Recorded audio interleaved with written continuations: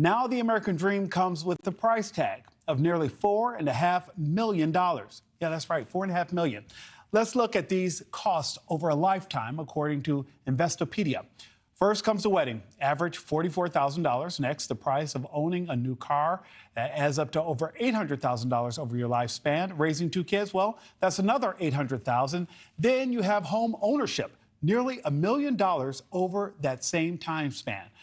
Then, when you add annual vacations and pets, another $200,000. And for retirement, you'll need at least $1.6 million.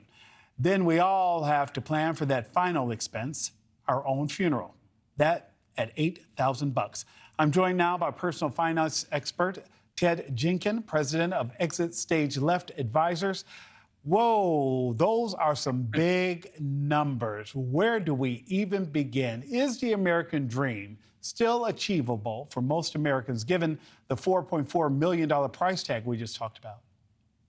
Well, good morning, Nick. And no, it's not out of reach, but I think it does highlight how wages for Americans simply aren't keeping up with the cost of living. And this is why people are feeling a lot of anxiety. Remember, this number of $4.4 million, part of it is the American dream of what we say we need. We need a home, we need a car, we need health insurance, we need retirement money. But now it's coupled with, what do Americans want? They don't just want a car, Nick, they want a new car. They just want to retire. They want to retire comfortably, and they want fancier vacations where they go to Europe. And obviously they want to have kids and pets and all of that. So Americans really want it all. It's why this price tag in part is now $4.4 million. When I saw the $4.4 million, I thought that was anyone who owned a Frenchie.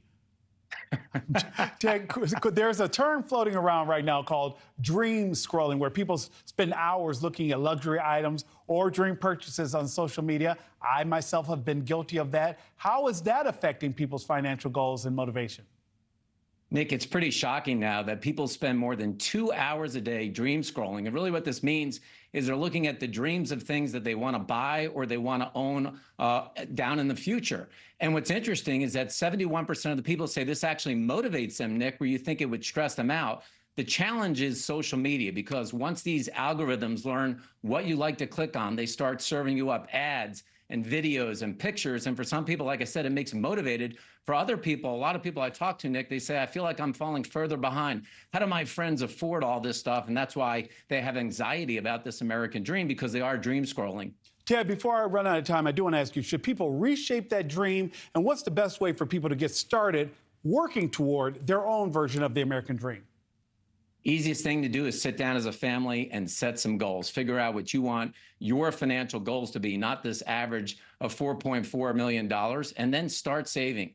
Nick, even if it's $50 a month into your 401k plan, you'll get a free match. Even if it's starting a Roth IRA, just get started. That's what I tell most folks. And you often also talk about, before I let you go, you mentioned a difference between what people need, like a home and retirement savings, and what they actually want, such as new cars or vacation. How can people balance these priorities when planning their finances?